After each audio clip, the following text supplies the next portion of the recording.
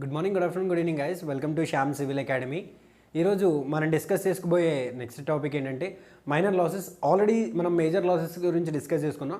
అలాగే fluid mechanics సిరీస్లో భాగంగా మైనర్ లాసెస్లో కూడా సడన్ ఎన్లార్జ్మెంట్ అలాగే సడన్ కాంట్రాక్షన్ గురించి ఆల్రెడీ మనం డిస్కస్ చేసుకోవడం జరిగింది. ఇప్పుడు మనం దాంట్లో నెక్స్ట్ అయిన డిఫరెంట్ లాసెస్ అంటే మేజర్ లాసెస్ గురించి ఎంత ఇంపార్టెంట్ అంటే మైనర్ లాసెస్ గురించి అంతే ఇంపార్టెంట్. అంటే మన ఆబ్జెక్టివ్ వైజ్గా చూసినప్పుడు కన్వెన్షనల్ వైజ్గా చాలా ఇంపార్టెంట్.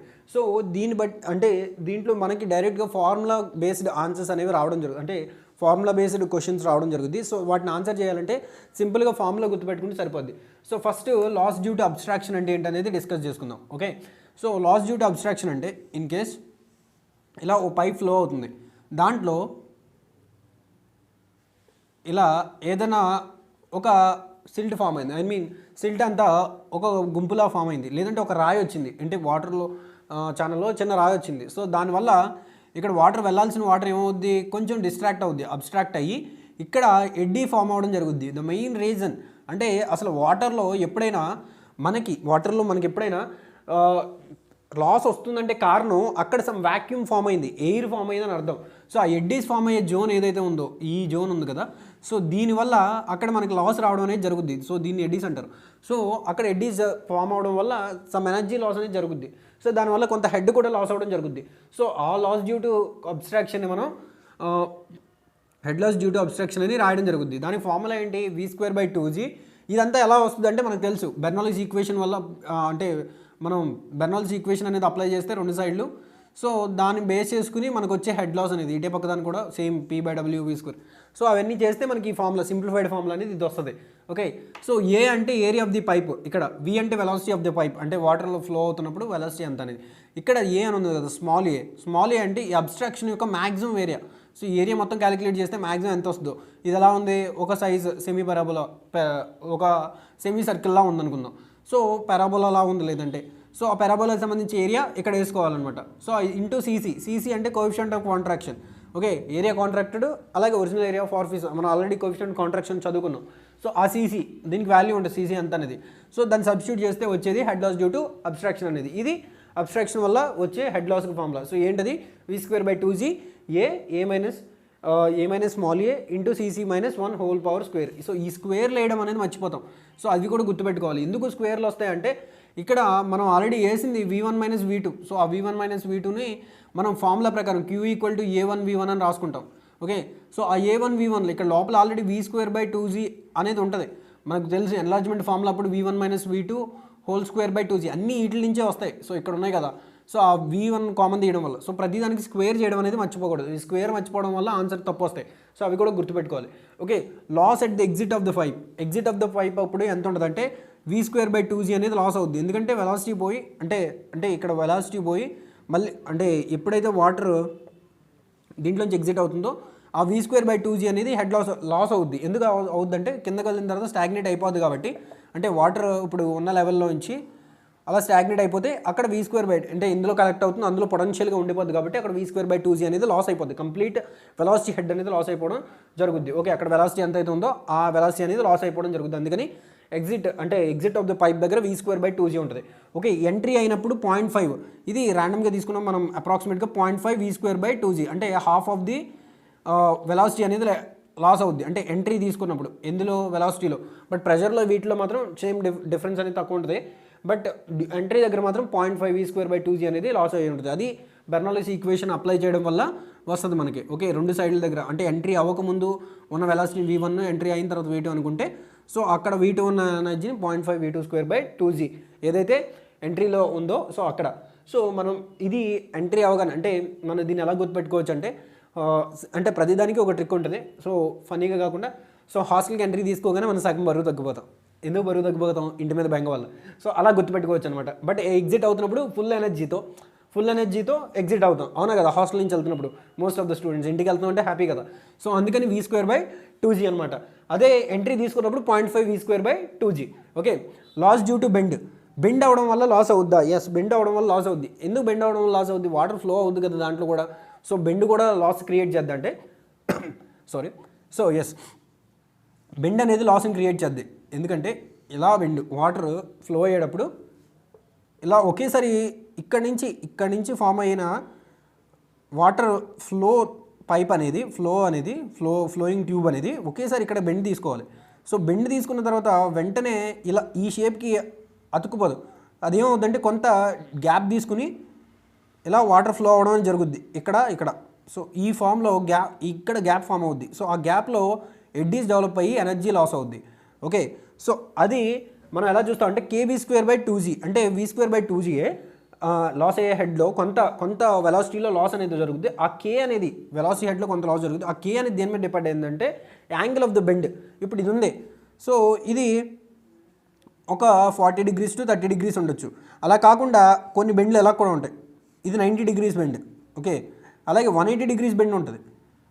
సో 180 degrees కూడా బెండ్ అయి ఉంటుంది. సో దీంట్లో ఇప్పుడు ఫామ్ అయ్యే ఎడ్డీస్ ఏమైపోతాయి, ఎక్కువైపోతాయి. ఇప్పుడు ఇక్కడికి వెళ్తే ఇలా ఫామ్ అవుద్ది, ఇక్కడికి వచ్చి ఇలా వాటర్ ఫ్లో అవుద్ది. ఇదంతా ఏంటి, ఖాళీగా ఉండే స్పేసే. సో ఎడ్డీస్ ఫామ్ అయ్యే జోన్ అది. ఓకే, బట్ వేరేజ్ ఇక్కడికి వచ్చేసరికి ఇంకా ఎడ్డీస్ ఫామ్ అయ్యే జోన్ ఎక్కువ పెరిగిపోద్ది. ఈ కార్నర్, అలాగే ఈ కార్నర్లో కూడా ఎడ్డీస్ ఫామ్ అవుతాయి. సో అందుకని యాంగిల్ ఇది 180 degrees బెండ్.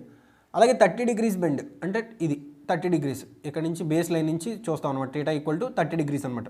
సో ఇలా k = 1.2 దేనికి 90 degreesకి 1.2, అదే 45 degreesకి 0.4. ఇక్కడ అబ్జర్వ్ చేశారా, θ పెరుగుతుంటే as the angle of bend increases k value is also increases. k depends on the angle of the bend యొక్క యాంగిల్ ఎంత అయి ఉంటుందో దాని మీద డిపెండ్ అయి ఉంటుంది. సో ఇది చాలా ఇంపార్టెంట్, మీ నోట్స్లో ఖచ్చితంగా రాసుకోండి. సో k = 1.2, ఒకసారి 90 degrees బెండ్ అనేస్తారు, k వాల్యూ ఇవ్వడు. అప్పుడు మనం గుర్తుపెట్టుకోవాలి, కొన్ని వాల్యూస్ మనం గుర్తుపెట్టుకోవాలి. k = 0.4, 45 degrees అయితే θ పెరిగే కొద్ది k ఒక పెరుగుద్ది. అండ్ ఇంకోటి ఏంటంటే k వాల్యూ అనేది ఎప్పుడు రెడ్యూస్ అవుతుందంటే k value reduces when radius of the bend increases. So k value decreases when radius of the bend is increases. So ఇది లాస్ ఆఫ్ బెండ్. సో ముఖ్యంగా మైనర్ లాసెస్లో ముఖ్యంగా ఇవి చాలా ఇంపార్టెంట్ అనమాట మనం తెలుసుకోవాల్సింది. దీని తర్వాత హైడ్రాలిక్ గ్రేడియంట్ లైన్ అంటే ఏంటి, టోటల్ ఎనర్జీ లైన్ అంటే ఏంటి, అలాగే పిజోమెట్రిక్ హెడ్ అంటే ఇవన్నీ మనం నెక్స్ట్ క్లాస్లో మనం డిస్కస్ చేసుకుందాం. సో ఇది major losses, obstruction loss, exit అంటే మనం హాస్టల్ నుంచి ఎగ్జిట్ అవుతుంటే ఫుల్ ఎనర్జీతో వెళ్తాం. సో అది nothing but v²/2g. Okay, due to entry వల్ల 0.5 v²/2g. సో కొంత సగం తగ్గిపోతాం కదా, సో అలా గుర్తుపెట్టుకోవచ్చు. Next loss due to bend kv²/2g. k = 1.2 90 degrees అయితే k = 0.4 for 45 degrees. Okay, next lower critical velocity అంటే ఏంటి, అప్పర్ క్రిటికల్ వెలాసిటీ అంటే ఏంటి. సో క్రిటికల్ వెలాసిటీ అంటే మనకు తెలుసు. క్రిటికల్ వెలాసిటీ అంటే ఏంటి, లామినార్ నుంచి ఎప్పుడైతే టర్బులెంట్గా మారుతుందో అక్కడ ఉన్న వెలాసిటీని క్రిటికల్ వెలాసిటీ అంటాం. ఓకే, కానీ ఇక్కడ lower critical velocity number, upper critical velocity number అని కూడా అడుగుతున్నాడు ఈ మధ్యన ఎగ్జామ్స్లో. సో అది కూడా మనం గుర్తుపెట్టుకోవాలి. సో లోవర్ క్రిటికల్ వెలాసిటీ అంటే లామినార్ నుంచి ట్రాన్సిషన్ మారితే, లామినార్ నుంచి ట్రాన్సిషన్ మారే జోన్ ఉంటుంది. ఎందుకంటే వాటర్ లామినార్లో ఫ్లో అవడం అంటే ఎలా ఫ్లో అవడం అంటే ఒకదాని వెనకాల ఒకటి లైన్లో ఫామ్ అవడం. ఈ కొంత జోను ఇక్కడ ట్రాన్సిషన్ అంటే ఏంటి, అలా కాకుండా జిగ్జాగ్ ప్యాటర్న్లో ఫ్లో అవడం. ఈ మధ్యలో కొంత జోన్ ఉంటుంది, దాన్ని ట్రాన్సిషన్ జోన్ అంటారు. ట్రాన్సిషన్ అంటే ట్రాన్సిస్ట్ అంటే మార్పు చెందడం. సో కొంత మార్పు చెందే జోన్ ఉంటుంది. ఆ ట్రాన్సిషన్ జోన్ని మనం ఎలా ఇండికేట్ చేస్తామంటే 2000 రెనాన్స్ నెంబర్ నుంచి 2800 మధ్యలో ఉన్న ఫ్లోని మనం ట్రాన్సిషన్ జోన్ అంటాం. అప్పుడే లామినార్గా ఉన్న ఫ్లో అనేది ట్రాన్సిషన్గా మారుతుంది, అంటే టర్బులెంట్గా మారుతుంది. ఆ మధ్యలో ఆ ట్రాన్సిషన్ జోన్ కొంత జోన్ ఉంటుంది. ప్రతి మనిషి కూడా చిన్నవాడి నుంచి పెద్దవాడు అయ్యేటప్పుడు, మామూలుగా కిడ్ నుంచి పెద్దవాడిగా అయ్యేటప్పుడు, అంటే యంగ్ అయ్యేటప్పుడు మధ్యలో టీనేజ్ అనేది ఉంటుంది. ఓకే, ఆ టీనేజే ట్రాన్సిషన్ జోన్ సింపుల్గా. సో అక్కడ చాలా కన్ఫ్యూజన్ ఉంటుంది. సో ఆ కన్ఫ్యూజన్ లేకుండా రెనాన్స్ అనేవాడు ఆ ట్రాన్సిషన్ జోన్కి 2000 నుంచి 2800 అనే నెంబర్ ఇచ్చాడు. సో ఏదైనా ఫ్లో యొక్క రెనాన్స్ నెంబర్ అంటే మనకు తెలుసు. రెనాన్స్ నెంబర్ ఏంటి, ρVd/μ. సో మ్యూ అంటే డైనమిక్ వెలాసిటీ, వి అంటే velocity of the pipe, D అంటే diameter of the pipe, rho అంటే మన mass density of the fluid flowing through the pipe. So అది రెనాన్స్ నెంబర్. ఓకే, సో ఈ జోన్లో ఎప్పుడైతే RE నెంబర్ అనేది 2000 నుంచి 2800 మధ్యలో ఉంటుందో అది ట్రాన్సిషన్ జోన్ అని మనకు క్లియర్గా చెప్పాడు. ఇందులో pipe flow, because whereas in దాంట్లో అయితే మారిపోద్దు ఛానల్ ఫ్లో. అది ఛానల్ ఫ్లో డిస్కస్ చేసుకున్నప్పుడు 2000 నుంచి 4000 అది వేరేగా ఉంటుంది. ఓకే, దాన్ని అక్కడ మనం డిస్కస్ చేసుకుంటాం. But for time being lower critical velocity ఇది లామినార్ నుంచి ట్రాన్సిషన్ జోన్కి వెళ్తుంది. అక్కడ number lower critical velocity number ఎంత ఉంటుంది అంటే 2000 ఉంటుంది. ఓకే, అప్పర్ క్రిటికల్ వెలాసిటీ వచ్చేసరికి 2800 ఉంటుంది. ఓకే, అంటే లోవర్ క్రిటికల్ వెలాసిటీ అంటే లామినార్ నుంచి ట్రాన్సిషన్ మారడం, ట్రాన్సిషన్ నుంచి మళ్ళీ టర్బులెంట్ మారడాన్ని అప్పర్ క్రిటికల్ వెలాసిటీ అంటారు. So lower critical velocity, upper అంటే ఇది మనం ఎలా గుర్తుపెట్టుకోవచ్చు అంటే మనం ఎలాస్టిక్ కర్వ్లో చూస్తాం lower yield point, upper yield point. So lower yield point అంటే ఏదైతే లోవర్ జోన్ ఉంటుందో అది, అప్పర్ అంటే పైన, అంటే ఎక్కడి నుంచి స్టార్ట్ అవుతుందో. సో ఇప్పుడు అప్పర్ అంటే మనకి ఇందులో ట్రాన్సిషన్ నుంచి టర్బులెంట్, సో యూటీటీ అని గుర్తుపెట్టుకోవచ్చు దీన్ని. అప్పర్ని అంటే మనం గుర్తుపెట్టుకోవడం కోసం, బట్ కాన్సెప్ట్ అర్థమైతే ఈజీగా అర్థమైపోద్ది. సో ఏదైనా ఫ్లో అనేది లాంబ్డా నుంచి టర్బులెంట్ మారేటప్పుడు మధ్యలో ట్రాన్సిషన్ ఉంటుంది. ఇక్కడ ఇటు సైడ్ ఉండేది లోవర్. పెరుగుతుందంటే నెంబర్ పెరుగుతుందంటే ఏంటి, దాని యొక్క వెలాసిటీ అనేది ర్యాపిడ్గా మారుతుందని అర్థం. సో ఆర్ఈ నెంబర్ మారుతుంది. So nothing but 2800. ఇక్కడ చూడండి ఆర్ఈ కావాలంటే Reynolds number is directly proportional to velocity. So velocity పెరుగుతుంటే రెనాన్స్ నెంబర్ పెరిగిపోద్ది. వెలాసిటీ పెరిగిపోతుంటే ఏమవుద్ది, flow is automatically changes into turbulent flow. So అది సింపుల్గా మనం తెలుసుకోవాల్సింది. ఇది మైనర్ లాసెస్లో ముఖ్యంగా మనం తెలుసుకోవాల్సిన ఇంపార్టెంట్ పాయింట్స్ అనేవి లోవర్ ట్రాన్సిషన్, అంటే lower critical velocity number, upper critical velocity number, అలాగే అవి ఎక్కడ మారుతున్నది కూడా చాలా important. Thank you guys, thank you very much for watching. Okay, ఒకవేళ నా ఎక్స్ప్లెనేషన్ నచ్చినట్టయితే కనుక ఖచ్చితంగా వీడియోని లైక్ చేయండి. అలాగే కంటెంట్ ఉపయోగపడుతుందంటే మీ ఫ్రెండ్స్కి షేర్ చేయండి. ఇలాంటి వీడియోస్, కంటెంట్ ఉన్న వీడియోస్ మిస్ అవ్వకూడదు అనుకుంటే మా ఛానల్ సబ్స్క్రైబ్ చేసుకోండి. ఏమైనా డౌట్స్ ఉన్న, క్వరీస్ ఉన్నా కింద కామెంట్ సెక్షన్లో మెన్షన్ చేయండి. Thank you guys, thank you very much for watching.